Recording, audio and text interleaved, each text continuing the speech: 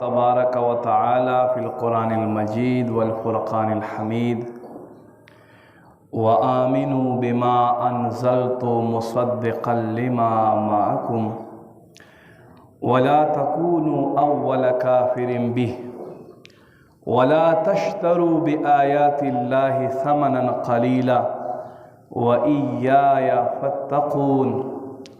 वक़ाल तआला फ़ी मक़ामिल आख़र फ़ी शान हबीबिही व महबूबिही मुख़बिरन व आमिरा इन्नल्लाह व मलाइकतहु युसल्लूना अलन नबी या अय्युहल्लज़ीना आमनू स्वल्लू अलैहि व सल्लिमू तस्लीमा। पमीना और मोहब्बत सर दुरूद शरीफ उड़ान दे के अल्लाहुम्मा सल्लि अला सय्यिदिना व मौलाना मुहम्मदिन बारिक व सल्लिम व सल्लि अलैहि स्वलातन व सलामन अलैका या रसूल अल्लाह व अला आलिका व अस्हाबिका व अज़वाजिका व इत्रतिका या ख़ातमन नबिय्यीन। गिरामी कदर मशरानो कशरानो नौजवानानो द आलाके पुख्तनो मुसलमानानो रुणो लरे नज़दीन रातलुनको तासु टोलु तज़ खुश आमदीद हर कलेवे। अस्सलामु अलैकुम व रहमतुल्लाहि व बरकातुहु। मा इज़्ज़तमंदो तासु तर मखा द क़ुरान मजीद फ़ुरक़ान हमीद यो आयत मा उड़ांदे कड़ो अगे तर्जमा ज़कौमा बेबा आगा वज़ाहत को ज़मुंगा दे नन बयान चकम मौजू दे आगा दे तासु द बदगड़े इब्तिदा मकवै द गुनाह द अल्लाह द नाफरमाने इब्तिदा मकवै। कुरान के सूरह बकरा आयत नंबर 41-41 के अल्लाह फरमाई पावला सिपारा के व आमिनू बिमा अनज़लतु तासु ईमान रावड़े आगा बांधे चम्मा नाजिल कड़ाए तासु ईमान रावड़े पागा बांधे चम्मा रा ले गलाए व आमिनू बिमा अनज़लतु मुसद्दिक़न लिमा मअकुम और तस्दीक कौन के द अख किताब च तासु सर दे। अख किताब न मुराद दा खिताब खसूसी तौर बांधे यहूदियान तदे अख किताब न मुराद तौरात चुप मूसा अलैहिस्सलाम नाजिल शो। तस्दीक कौन के द अगियो किताब चे तासु सर दे वला तकूनु अव्वल काफिरिन बिही और तासु जमा पदे किताब बांधे जमा पदे महबूब बांधे अवलनी काफिरान मकर जेगे। ब्या फरमाई वला तश्तरू बिआयातिल्लाहि समनन क़लीला और जमा प आयतुन बांधे द दुनिया लग माल माले व इय्याया फत्तक़ून और ख़ास लमाना वेरे ढेर खुले खबरी देखो कमुंग लग गौर वर्तो को अल्लाह ढेर पखैस्त तरीके सर नसीहत करे दे। यहूदियानों की यो आलिम वो प मदीना के दे अगनुम व काब बिन अशरफ दे चक्र नबी पाक सल्लल्लाहु अलैहि वसल्लम मदीने ता हिजरत वो कड़ोलो नो नबी पाक सल्लल्लाहु अलैहि वसल्लम चद वक़तलो चदा सुमर सिफतुना प तौरात के नबी आखिरुज़्ज़मान मौजूद दी दा टोल मीनो अन अलिफ न तर या पोरे अवल न तर आखिर पोरे नबी अलैहिस्सलाम प ज़ात के मौजूद दी। बकार खुदाओ चदे आलिम वो प तौरात किताब बांधे खबर वो अवल अवल ईमान द पेरा वड़ा खुद सो वकड़ल द वीच गोर मा खूब तौरात के तहरीफ कड़ाए दे तौरात के में आयतुन जान न शामिल कड़ी दी और पखल को बांधे में बाकायदा टैक्सुन ई खौदी दी उस कज़द दे नबी तस्दीक को कमान आगा बमात वही चस्ता पदी किताब के दा आयत 10 न दे 10 दे ज़का च 10 राउं किताब दे او الله خو ټول یو حکم دی په ټولو کتابونو کې، بس لږ دی ډېر فرق دی. نو پکار داو چې دی کعب بن اشرف ایمان راوړی وی، کلمه یې ویلې وه، دی الټا مخالف شو. یوه ورځ ډېر شی عالمان راغونډ کړل او دوی ته یې وویل تا راته ووایه چې تاسو دا محمد صلی الله علیه وسلم چې مدینې ته راغلی دی هغه متعلق تاسو څه خیال دی؟ نو هغه ورته وی هغه متعلق خو مونږ دا خیال ده چې کمې نښې زمونږ کتاب بیان کړي دي ټولې نښې په ده کې موجودې دي، لہذا دا نبی برحق دی. پوره خبرې ته غوږ ونیسئ، بیا به انشاءالله ډېر څه له دې بیان نه تاسو حاصل کړي. دی وایي ما خو تاسو دې پاره نه یو راغونډ کړي، ما خو وی چې تاسو به د دې په مخالف ما ته خبر کوئ.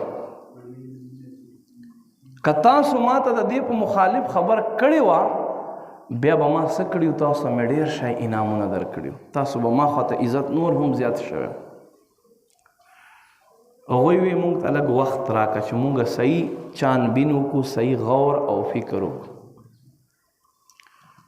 نو څه یې وکړل، د دنیا لږ روپو دپاره، لږ سکون راحت دپاره هغه آیتونه چې کم د دجال متعلق په تورات کې وو هغه یې راواخیستل، نبي علیه السلام سره برابر کړل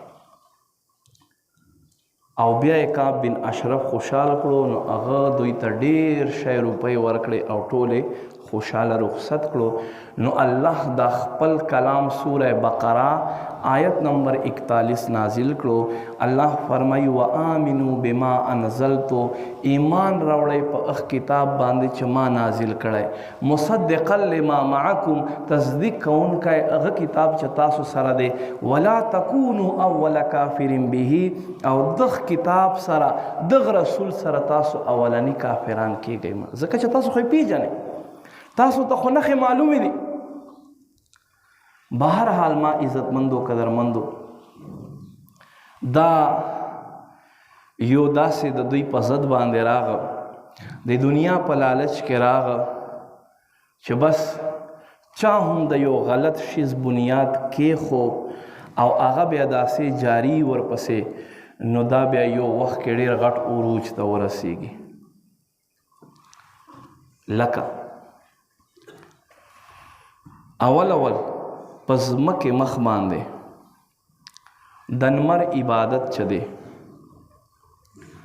دا په فارس خلکو کې یو سړی شروع کړو، بیا دقسې لس شل سل دا کیسه دې پورې ورسې سلیمان علیه السلام دور راتلو، نو ملکه بلقیس په خپله باندې هم د نمر عبادت کولو. دقسې عربو په دې ځمکه کې بت پرستی نه وه، د بتانو عبادت شرک نه و، خدای چا نه پیژندلو، په خدای چا ایمان نه، هغه بېله خبر و، خو شرک چا نه کولو چې دا زما خدای دی، دا زما خدای دی. لوحی نامی یو کس و چې هغه ځان له یو بت جوړ کړو او هغه عبادت شروع کړو.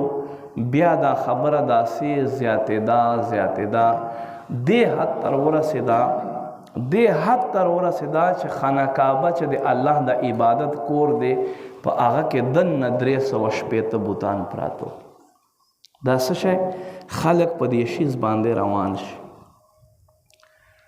بیا وایي یاره دا خو زمونږ پلار نیکه داسې کړي دي، او چې څومره مشرکین دي هغوی سره دلیل نشته، څه وایي مونږ خو پلار نیکه په دې باندې والفینا آباءنا، مونږ خپل پلارونه په دې باندې کتلي دي چې عبادت یې کولو، مونږ یې ځکه کوو، مونږ ته هم پته چې بت چاله څه نشي ورکولی. اوس خبره څه پورې ده؟ خبره دې پورې ده چې مونږ خو الحمدلله له شرک نه له کفر نه خدای پاک راباسلی یو، مسلمان یو. اوس مونږ مسلمانی کې چې مونږ مسلمان یو، مونږ په دې خپل معاشره کې په دې رسمونو کې څه کوو؟ زمونږ په دې ودونو کې مونږ سره رسمونه روان کړي دي، دې ته نه ګورو چې تاوان دی پکې، دې ته نه ګورو چې فایده دی پکې، بس په دې کڼو غوږو سره مونږ هغه سلسله جاری کړې ده. نو یو داسې شی چې هغه مونږ شروع کړو او هغه کې زمونږ نقصان وي، بیا نن خو زه پلار یم، سبا به زه نیکه شمه، بیا به بل کال ته زه په آبا او اجدادو کې شامل شمه، بیا چې ما یو کار کړی نو هغه به بطور ثبوت پیش کړي چې دا خو زما پلار نیکه کړی دی. نو همیشه دپاره مونږ مسلمانو ته پکار دی چې مونږ یو داسې رسم، یو داسې رواج، یوه داسې طریقه چې هغه خلک غلط طرف ته روان کړي، دا بیا مقصد دا ده چې مونږ ته نقصان دی. لکه اوس مونږ چې مړی وشي نو بیا مقصد دا چې اختر په ورځې باندې خلک ورځي، وایي دا یې پیله اختر دی. نو څه کوي؟ په غم کې ورسره شریک کېږم. دا نه په قرآن کې شته، نه په حدیث کې شته، بلکې الټه ګناه ده. د مړي سوګ چې دی غم هغه 3 ورځې دی، 3 ورځو نه بعد د مړي کور والو ته غم ور تازه کوي نه، غم به ور تازه کوي نه. او زمونږ په معاشره کې یو دا رجحان روان شوی دی، دا رجحان چې مونږ اختر ته اول هغه مړي وال کور ته ودرېږو، یاره چې رانه خفه نه شي، وایي به چې پلار مې مړ و ولنی اختر و رانغی. او بیا چې ورشو خیر دی، ورشه ورسره میلاو شه، خو ذکر د مړي مه کوه. دا مور ته چې ستا سره په دغه کې شریک شوی، بس ورشه ورسره کښېنه، ګپ شپ ولګوه. او چې ته ورته وایې چې یاره دا خو د پلاره ولنی کالو، ما وایي چې ورشه خامخا، نو ګورې دا ګناه کار دی. دا به یو داسې وخت بیا راشي چې زمونږ په معاشره کې به دا خلک فرض سمجاو کوي. نو شریعت اسلام په داسې کارونو کې منع کړی ده. او دقسې زمونږ په دې ودونو کې چې کوم رسمونه دي، یو رسم دی ما طرف، یو چې دی شریعت حقوق دي. ښځې ته مهر ورکول، دا حضرت علی رضی الله تعالی عنہ روایت دی چې کم از کم 10 درهمه، یعنی فی زمانه 15,000 روپۍ ورته ووایه، 10 درهمه. زیات د دې حد نه دی معلوم. دا حق چې دی صرف او صرف د دې زنانه دی چې د دې د شرمګاه مخصوص قیمت ادا کیږي. اوس چا پلار هم دا نشي خاص کولای چې یاره ښځې ته به دومره ورکوئ یا به دومره ورکوئ، دې نه به زیات نه ورکوئ. چا پلار هم نشي خاص کولی. ولې؟ حضرت عمر رضی الله تعالی عنہ په زمانه کې څه نکاحونه چې هغه کم شول. نو ده تپوس وکړو چې دا نکاحونه ولې کم شول؟ نو چا ورته وایي چې علیجا ځکه کم شول چې ښځې خپل مهر ډېر زیات یادوي. وایي ښه، نو ښځې راغونډې کوي، نن نه بعد به تاسو دومره مهر نه غواړئ، دومره به غواړئ. نو هغه یوه ښځه پاڅېده، هغې قرآن آیت ورته ووی وآتیتموهن اجورهن، قرآن وایي تاسو دوی ته د دوی مهر ورکوئ. ته څوک یې عمر چې ته مونږ دپاره خاص کوې؟ الله مونږ ته په دې کې اجازت راکړی دی، نو ته مونږ ته نشې خاص کولی. نو حضرت عمر رضی الله تعالی عنہ ورته وفرمیل زه د خپلې مسلې نه رجوع کوم، تاسو ته اختیار دی. اوس د مهر مسله چې دی هغه چې څومره ښځه ږدوي او فریقین په باندې راضي وي ټیک دی، خو دې نه علاوه چې کوم مونږ رسمونه دي مونږ ته پکار چې هغې مونږ سدې بابو کو، هغې مونږ توړو، هغې مونږ توړو. لکه اوس په 100,000 بیټ باندې هم لماستی کېږي او په 100 لکو وال باندې هم کېږي. اوس ته صرف نمود او نمایش دپاره هغه 100 لکو والا خلک، اگر چې ته بیا 100 کاله قرضې ورکوې، اوس ټیک ته لور دې در باندې ګرانه ده، خو قرضې دې ورته واخیستې او ځان دې ډوب کړو او په دې کې مړ شوې، دا قرضې به دې څوک ادا کوي؟ دا خو به له تا نه تپوس کېږي. یو کس باندې 3 دیناره، یو روایت کې د 3 درهمو ذکر دی، په یو کې د 6 ذکر دی چې قرض و باندې. نبی علیہ السلام فرمایل دغه صحابي زه جنازه نه کوم، په ده باندې قرض دی. بیا حضرت علی رضی الله تعالی ورته قربان زه ضامن کېږم د ده قرض به زه ادا کوم، خو تاسو جنازه وکړئ. بیا نبی علیہ السلام جنازه وکړه. نو مطلب او مقصد دا دی چې مونږ خپل اولاد ته څه پرېږدو؟ آیا زمون په دې معاملاتو کې څه یو داسې کار خو نه دی چې موږ نه بعده دې را روان نسل ته یو رسم وګرځېږي او هغه په غلطه لار باندې لاړ شي؟ دا یوه. بل الله فرمایي وآمنوا بما انزلتو، ایمان راوړئ هغه چې ما نازل کړی. اوس دلته الله دا نه فرمایي وآمنوا بما کتاب،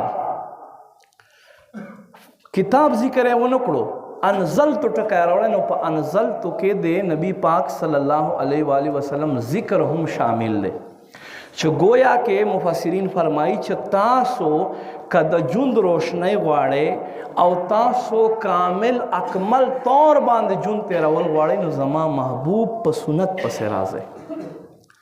هغه سنت پسې تاسو تک کوئ، بیا بس تاسو زندگی ښه وي. صحابه کرام علیهم رضوان معاملات پر هغه څه خبر بر هغه یو صحابي به بل صحابي ته رجوع کړو، ته په دې کې څه وایې؟ چې کله به کیسه ختمه شوه نه به پوهېدل. بیا به حضرت بیبي عایشې رضی الله تعالی عنها پسې راغه چې تا سره خو نبي علیه السلام په کور کې هم و، په سفر کې به هم ځان سره ساتلې. دا راته ووایه زمونږ مورې نبي علیه السلام څه جون طریقه کار په دې معامله کې. نو د کور معاملاتو په اعتبار سره نیم دین چې دی هغه بیبي عایشې له طرفه مونږ ته میلاو شوی دی. نو ما عزتمندو مونږ ته پکار دی چې مونږ مسلمان خپله زندگی که د سنت په رڼا کې کو، مهر چې څومره ږدوې کېږده. اوس دیګ راوړل او چرګان راوړل دا نه فرض دي نه واجب دي او نه مقصد دا ده چې سنت دي، نه په دې تا ته ثواب میلاویږي ځکه چې ته رسم په طور باندې کې نو رسم په طور ته د ثواب نه میلاویږي. سنت طریقه دا دی چې چوارې تقسیم کا نکاح نه بادا بس دا تا په سنت باندې عمل وکړو. خرچې نه به هم بچ شي، د نبی علیه السلام په طریقې به هم لاړ شي. حضور فرمایي څومره ښه دی، مشکات شریف حدیث دی، فرمایي څومره بهترین نکاح هغه نکاح دی چې څومره په کمې خرچې سره وشي. او مونږ خلک څه کوي؟ بیا څه کوو؟ بیا کال دوه درې دا بیا پریشانیانې قرضې نه ختمېږي. بهرحال ما عزتمندو مونږ ته پکار دی چې مونږ له داسې عادتونو نه ځان وساتو. بل الله فرمایي ولا تشترو بآیات الله ثمنا قلیلا، الله په آیتونو باندې د دنیا لږ مال ہے. نن هم داسې ډېر خلک دي چې اقتدار له خاطره څه مفتیان خپله فتوا بدله کړي.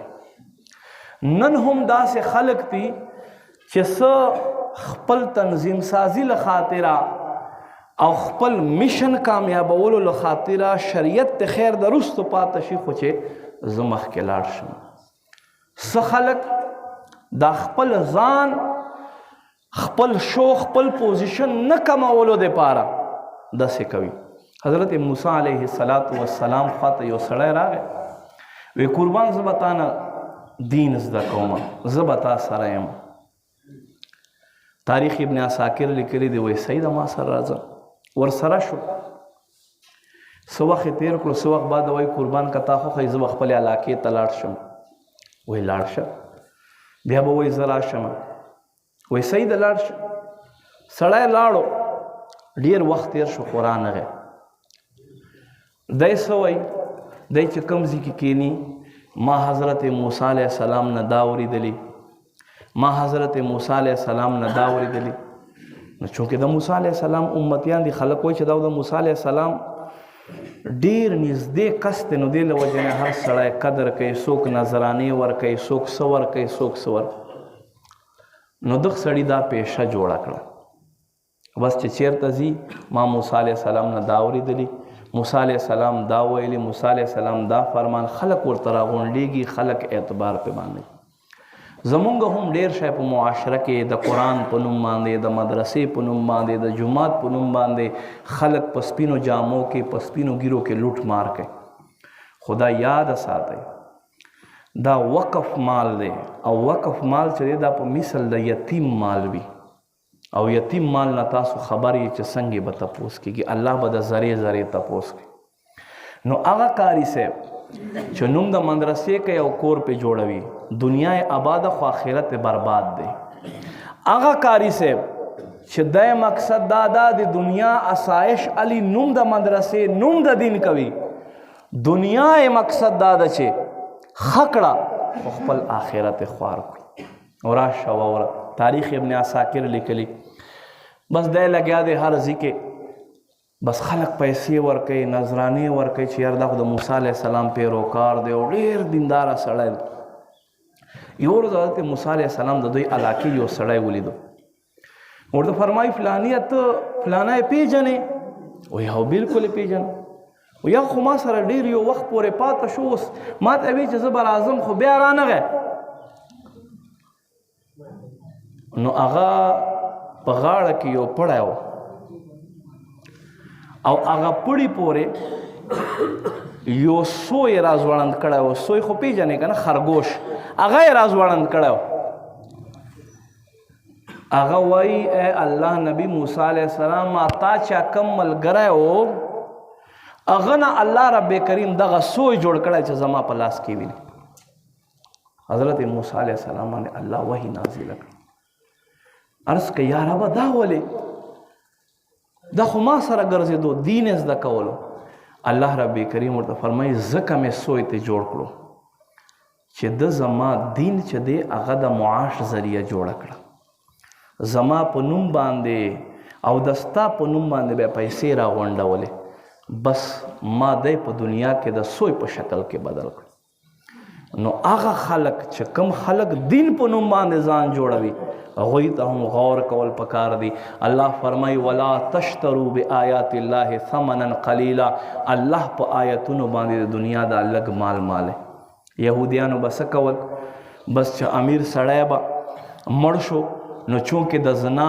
شادي شده دپاره حکم د رجم و د سنګسارولو دوی به چې امیر سړی و هغه دپاره بیا آیت بدل کړلو مخ بیا ورتور کړلو او پیزار و هار بیا جوړ کړی په ورغاړه بیا کړو دا ستا سزا شو او چې غریب به نو غریب دپاره بیا قانون پوره جاری کولو نو الله فرمایي زما په آیتونو باندې د دنیا لږ مال مه الی هغو خلکو دپاره هم په دې کې یو غټ عبرت دی چې دین هر یو کار چې دی دوی بغیر د روپو نه کوي بغیر د روپو نه کوي نه دین کار الله رضا دپاره کول پکار دی دین انبیاء علیهم السلام الله فرمایي قل لا اسألکم علیه اجرا اے محبوبه دوی ته ووایه زه په دې دین خیلو باندې تاسو نه اجرت نه غواړم دیاړي مزدوري نه غواړم دین به زه تاسو ته الله رضا پاره ښایم الله رضا دپاره چې څومره انبیا راغلي دي خپلو امتونو ته دا ویلي ها عوام ته پکار دی چې د خپلو علماو د خپلو مدارسو د خپلو جماعتونو خیال ساتي او دغه شیسته نه روزي الله دې معافي وکړي زمونږ د پاکستان نه داسې یو اچا روټین جوړ شوی دی چې کم طرف ته ګورې دومره سوالګري هر سړی څوک د جومات په نوم باندې څوک زه د جومات د مدرسې نوم خو چې وکړي دا هم یوه خبره خو د جومات نوم یې درته کوي د الله نوم یې هغه سړی چې ټیک ټاک یو سوال کوي هغه دپاره یو سړی چې تندرست دی څه وزر یې نشته دی دا مسله هم زده کوي یو سړی څه وزر نشته دی تندرست دی یو ځای ته لاړو پیسې ته ورکې شوې مسافر دی دومره سوال د ته روا دی چې د کار په باندې روان شي او خپل ځای ته پې ورسي خو که چېرته یو سړی دا سوال چې د پیسې غونډول خپله پیشه جوړه کړي مشکات شریف حدیث ته حضور فرمایي فإنه یجئ یوم القیامه لا یجد فی وجهه مزعة اللحم فرمایي په ورځ د قیامت په راځي په داسې حال کې چې په مخ باندې به د غوښې بوټۍ هم نه وي دغ سړي امام اهل سنت فرمایي چې څوک په جومات کې ودرېږي او ځان دپاره سوال وکړي دا مسله زده کوي چې څوک په جومات کې ودرېږي او ځان دپاره سوال وکړي او څوک 3 پیسې ورکړي په روپۍ کې 100 پیسې وي 3 پیسې ورکړي امام اهل سنت فرمایي دې په بدل کې بدای 27 روپۍ ورکوي پس بیا ګناه معاف کېږي جومات کې چې څوک سوال کوي ګورې دا واورئ ورکول ګناه دی حرام دی چې څوک جومات کې ذات دپاره سوال کوي خپل ذات دپاره سوال جومات کې څوک نشي کولای دا واور هیڅوک تر دې پورې چې امام زیم که نه زه هم خپل ذات دپاره په دې جومات کې سوال نشم کولی ما ته هم کول حرام دی. بیا چېرته یو عام سړی راشي نن سوال چې دې خلکو یوه پیشه جوړه کړې ده او دا یاد وساتئ قرآن وایي ولا تعاونوا علی الاثم والعدوان د ګناه او د سرکشۍ په کار کې تاسو یو تر بله تعاون مه کوئ. زمونږ په دې مدین بازار کې ځوانې ځانې ښځې ګرځي سوال غونډوي څوک مو نشته دی مهرباني وکړه ماله زکات راکړه ماله دا شی راکړه. که دې خلکو ته مونږ یوه هفته ورنکړو که نه زه درته وایم په دې خدای کور کې چې په مدین کې به یو سوالګری هم نه وي خو دا مونږ دې خلکو له ورکو او دا مونږ په دې ګناه کې ورسره ملوث یو ملوث. ولې یاره بس 10 روپۍ دې مړه مخې نه سیټ ته که نه تا 10 ورکړې بل ورکړې بل ورکړې دی په ورځ کې زرګونو روپۍ غونډوي دی کار نه کوي دی کار نه کوي دی وایي چې ما ته په تیاره میلاویږي. زمونږ یو ملګری دی هغه وایي ما خواته یوه زنانه راغله ما ورته وایي چې ځوانه جانه ګورې یو مشین به درله والم جامې جوړوه او الله به ښه روزي پکې درکوي. ما ته وایي چې ما ته دا خبرې مه کوه که ما ته روپۍ راکړې فبها کنې دا خبرې مه کوه راته. اوس مشین چې کوي مشین کم از کم په 10,000 روپۍ خو دی که نه نو دی څه کوي په مشین باندې چې په ورځ کې دی وګرځي 2-3,000 روپۍ راغونډوي. خدا خدای کور کې درته وایم حضور فرمایي بلغوا عني ولو آیه ما له طرفه ورسوئ اگر چې یو آیت ولې نه وي. مونږ له طرفه پیغام رسول دی ستا عمل پې کول نه کول آیا ستاسو کار دی. داسې سړی چې پاسي او هغه ته پیژنې چې دا منصب یوه پیشه جوړه کړې ده یا چرسی دی یا تارک الصلات دی مونځ اودس نه کوي تا خو صرف دا نوم ورکړو چې دی لیونی دی. لیونی دی ته نه وایي اول خو لیونی زده کوه. لیونی اخ سړي ته وایي چې نه په ځاني نه په بلي نه په ګرمۍ وي نه په جمي وي نه په لباس وي نه په ښه لباس وي چې چېرته کېناستو چېرته پاس هغه ته لیونی وایي. اوس زمونږ خو داسې خلک دي چې روغ رموټ خلک دي ځانونه لیوني کړي دي څه دپاره مفتو ګټه را روانه ده بی. نو بیا دې زه یو څو ټیمه لږ ایکټینګ وکړم که نه خیر دی پروا نشته دی. نو ما عزتمندو مونږ صاحب عقل یو الله مونږ ته عقل را کړی دی. ګورې یاد وساتئ دا نه چې ستا پیسو په وجې سره یو سړی د ګناه کار کوي یا یو سړی غلط طرف ته ځي.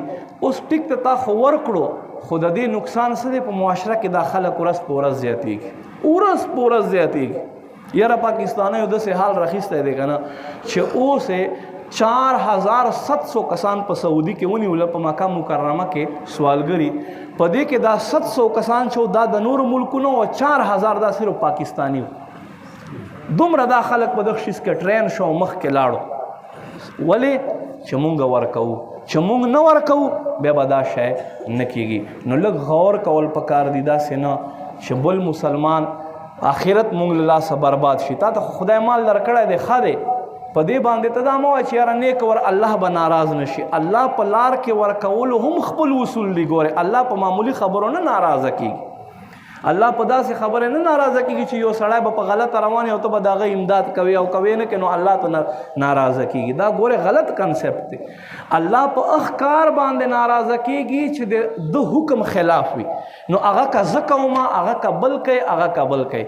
بهرحال په دې کې خیال کوئ او داسې رسمونه داسې یو شیز بنیاد د مونږ نږدو چې هغه را روان نسل دپاره څه شی جوړ شي چې یو به طور عبادت وګرځېږي یا به طور یو رسم هغه شیز پکې روان شي. لکه ما په شروع کې درته ووې چې په عربو کې شرک نه و. لوی نامي یو سړي شرک شروع کړو نو خانه کعبې ته 380 بوتان را ورسېدل. دقسې د لمر عبادت نه و. ملکه بلقیس په زمانه کې یو سړي شروع کړو نو خلک د لمر په عبادت باندې راوړېدو. ها چې بیا کم سړی ښه وي لکه زوتوي نامي یو کس په فارس کې په ایران کې ایمان راوړو. هغه ایمان د په خاندان کې خور شو او داسې خور شو چې هغه د علم یوه لویه خزانه کورنۍ جوړه شوه.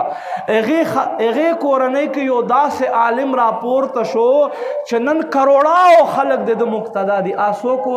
هغه امام اعظم ابو حنیفه رحمت الله علیه. نعمان بن ثابت چې د ده چې کوم نیکه پلار و هغه ایمان راوړو هغه ایمان راوړو او په کل نسل کې ایمان خور شو، نو امام اعظم هغه هستی جوړه شوه چې د قرآن مجید 1500 آیتونو نه او 3000 احادیثو نه 12 لکه مسایل اجتهاد او استنباط وکړل. نو موږ ته پکار چې دې طرف ته یو شیز په خپل اولاد کې پر روان نسل کې روان کو. الله رب کریم نے موږ ته عمل توفیق نصیب کی. آمین بجاہ النبی الامین صلی اللہ علیہ وآلہ وسلم. کریم ربا